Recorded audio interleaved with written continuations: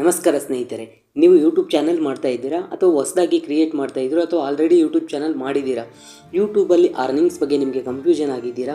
R P M ಅಂದರೆ ಏನು, 1000 views ಆದರೆ ಎಷ್ಟು ಹಣ ಸಿಗುತ್ತೆ, 1000 ಲೈಕ್ಸಿಗೆ ಸಬ್ಸ್ಕ್ರೈಬಿಗೆ ಎಷ್ಟು ಬರುತ್ತೆ, ಆರ್ ಪಿ ಎಮ್ ಕಡಿಮೆ ಇದ್ದರೆ ಚಾನಲ್ ಫೇಲ್ ಆಗುತ್ತಾ?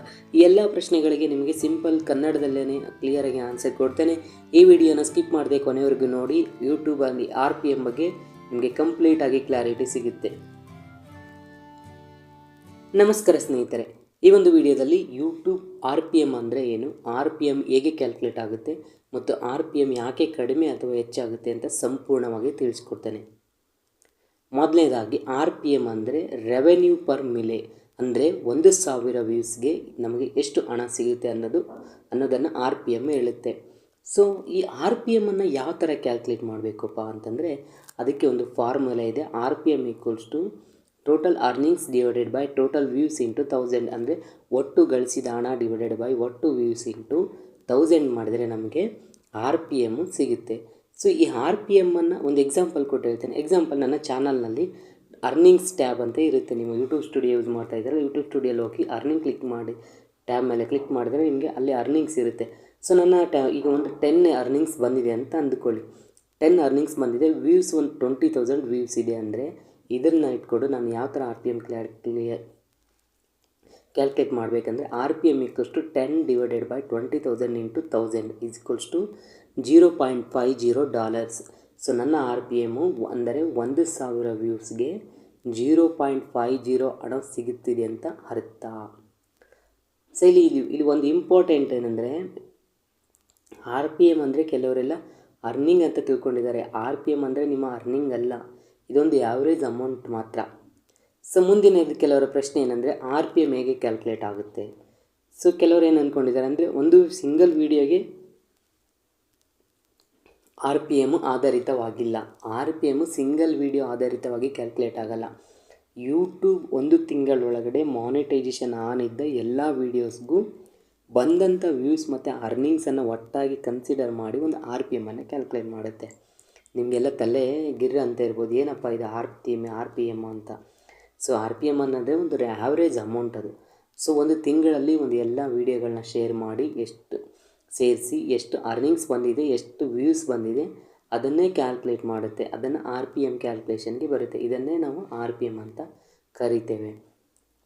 ಸೊ ಮಾನಿಟೈಸೇಷನ್, ಕೆಲವರು ಏನಿದೆ ಪ್ರಶ್ನೆ ಅಂತಂದರೆ ಮಾನಿಟೈಸೇಷನ್ ಆನ್ ಆಗುವ ಮುಂಚೆ ಬಂದ ವ್ಯೂಸ್ಗೆ ಆರ್ ಪಿ ಎಮ್ ಕ್ಯಾಲ್ಕುಲೇಷನ್ ಬರಲ್ಲ. ಯಾಕೆಂದರೆ ಅದು ಮಾನಿಟೈಸೇಷನ್ ಇನ್ನೂ ಆನೇ ಆಗಿರಲ್ಲ. ಅದಕ್ಕಿಂತ ಮುಂಚೆ ನೀವು ಇನ್ನು ಯೂಟ್ಯೂಬ್ ಕಂಡೀಷನ್ನು ಸ್ಯಾಟಿಸ್ಫೈ ಮಾಡೋದ್ರಲ್ಲಿ ಇರ್ತೀರ. ಅಂದರೆ 1000 ವ್ಯೂಸ್, 1000 ಸಬ್ಸ್ಕ್ರೈಬರ್ಸ್ ಮತ್ತು 4000 ವಾಚ್ ಅವರ್ಸ್ ಕಂಪ್ಲೀಟ್ ಮಾಡೋ ಪೀರಿಯಡಲ್ಲಿ ಇರ್ತೀರ.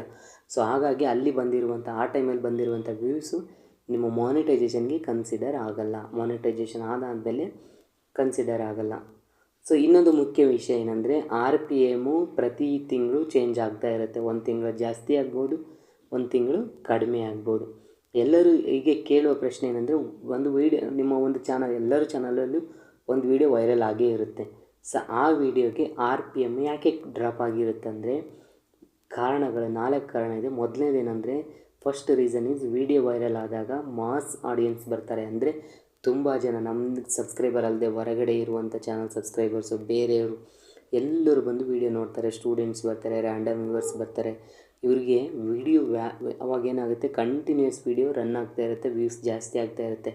ಅಲ್ಲಿ ವ್ಯೂಸು ಜಾಸ್ತಿ ಆಗ್ತಾ ಇರುತ್ತೆ, ಬಟ್ ಆ ಟೈಮಲ್ಲಿ ಆ್ಯಡ್ಸ್ ಏನು ರನ್ ಆಗ್ತಿರುತ್ತಲ್ಲ, ಆ ಓನರ್ ಏನು ಮಾಡ್ತಾರೆ, ವ್ಯಾಲ್ಯೂನ ಕಡಿಮೆ ಮಾಡ್ತಾರೆ. ಆಗ ಏನಾಗುತ್ತೆ, ನಮ್ಮ ಆರ್ ಪಿ ಎಮ್ ಡ್ರಾಪ್ ಆಗುತ್ತೆ. ಎರಡನೇ ಕಾರಣ ಏನಂದರೆ ವಾಚ್ ಟೈಮ್ ಕಡಿಮೆ ಆಗುತ್ತೆ. ಯಾಕೆ ಅಂದರೆ ಒಂದು 8 ನಿಮಿಷದ ವೀಡಿಯೋ ಇದೆ ಅಂದರೆ ಅಲ್ಲಿ ಸ್ಕಿಪ್ ಮಾಡೋದು ಜಾಸ್ತಿ ಆಗಿರುತ್ತಾರೆ.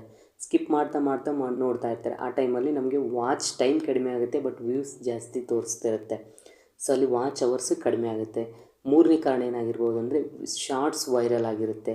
ಸೊ ಶಾರ್ಟ್ಸ್ಗೆ ವೈರಲ್ ಆಗಿತ್ತಂದರೆ ಅದು ಶಾರ್ಟ್ಸ್ಗೆ ಆಗಲಿಲ್ಲ, ಆರ್ ಪಿ ಎಮ್ ಕಡಿಮೆ ಇರುತ್ತೆ. ಸೊ ಅದಕ್ಕಾಗಿ ವ್ಯೂಸ್ ಜಾಸ್ತಿ ಇರುತ್ತೆ, but R P M drop ಆಗ್ತಾ ಇರುತ್ತೆ.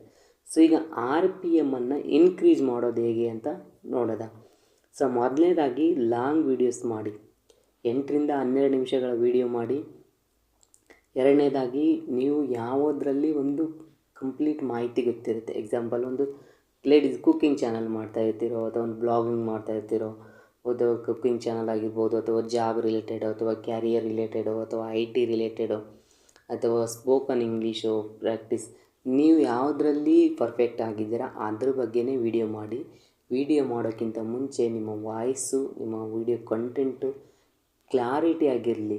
ವ್ಯೂಸ್ ಬರದೇ ಇರ್ಬೋದು, ಸ್ಟಾರ್ಟಿಂಗಲ್ಲಿ ಬರಲ್ಲ, ನೀವು ಬರ್ತಾ ಬರ್ತಾ ನಿಮಗೆ ಗೊತ್ತಿಲ್ಲದೆ ನಿಮ್ಮ ವಿಡಿಯೋ ಎಲ್ಲೋ ಹೋಗಿರುತ್ತೆ. 3 ಮಂತ್ಸು 4 ಮಂತ್ಸ್ ಬಿಟ್ಟ ಮೇಲೆ ನೋಡಿ. ತುಂಬ ಯೂಟ್ಯೂಬಲ್ಲಿ ಕನ್ಸಿಸ್ಟೆನ್ಸಿ ಮುಖ್ಯ. ಕನ್ಸಿಸ್ಟೆನ್ಸಿ ಇದ್ದರೆ ನೀವೇನು ಬೇಕಾದರೂ ಮಾಡ್ಬೋದು ಯೂಟ್ಯೂಬಲ್ಲಿ.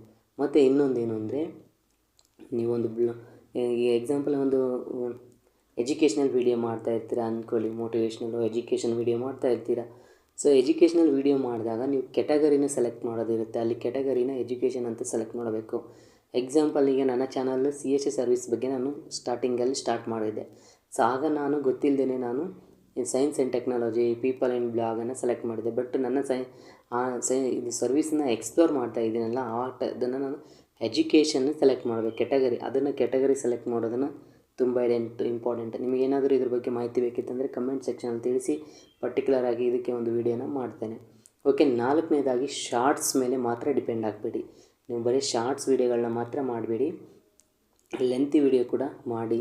ಇದರಿಂದ ನಿಮ್ಮ ವಾಚ್ ಅವರ್ಸ್ ಜಾಸ್ತಿ ಆಗುತ್ತೆ, ಅರ್ನಿಂಗ್ಸ್ ಕೂಡ ತುಂಬ ಆಗುತ್ತೆ. ಕೊನೆಯದಾಗಿ ಏನಂದರೆ, RPM ಕಡಿಮೆ ಇದೆ ಅಂದರೆ ನಿಮ್ಮ ಚಾನಲ್ಲು ಫೇಲ್ ಅಂತ ಅಲ್ಲ. ರೈಟ್ ಆಡಿಯನ್ಸು, ಕನ್ಸಿಸ್ಟೆನ್ಸಿ ಇದ್ದರೆ RPM ನಿಧಾನವಾಗಿ ಇನ್ಕ್ರೀಸ್ ಆಗುತ್ತೆ. ಸೊ ನಿಮ್ಮ ಆಡಿಯನ್ಸನ್ನು ಕನ್ಸಿಸ್ಟೆನ್ಸಿಯಲ್ಲಿ ಇಟ್ಕೋಬೇಕು. ನಿಮ್ಮ ಹತ್ರ ಆಡಿಯನ್ಸನ್ನು ಇದರಲ್ಲಿ ಇಟ್ಕೋಬೇಕಂದ್ರೆ ನೀವು ಕನ್ಸಿಸ್ಟೆನ್ಸಿಯಾಗಿ ಯೂಟ್ಯೂಬಲ್ಲಿ ಇರಬೇಕು. ಈ ವಿಡಿಯೋ ನಿಮಗೆ ಉಪಯುಕ್ತವಾಗಿದೆ ಅಂದರೆ ದಯವಿಟ್ಟು ಲೈಕ್ ಮಾಡಿ. ಯೂಟ್ಯೂಬ್ ಅರ್ನಿಂಗ್ ರಿಲೇಟೆಡ್ ವೀಡಿಯೋಸ್ಗೆ ಸಬ್ಸ್ಕ್ರೈಬ್ ಮಾಡಿ. ಸೊ ಈ ಒಂದು ಕ್ಲಿಕ್ ಆ್ಯಂಡ್ ಲರ್ನ್ ಬೈ ಊಗಾರ್ ಅನ್ನೋ ಒಂದು ಚಾನಲ್ಗೆ ದಯವಿಟ್ಟು ಸಬ್ಸ್ಕ್ರೈಬ್ ಮಾಡಿ, ಶೇರ್ ಮಾಡಿ.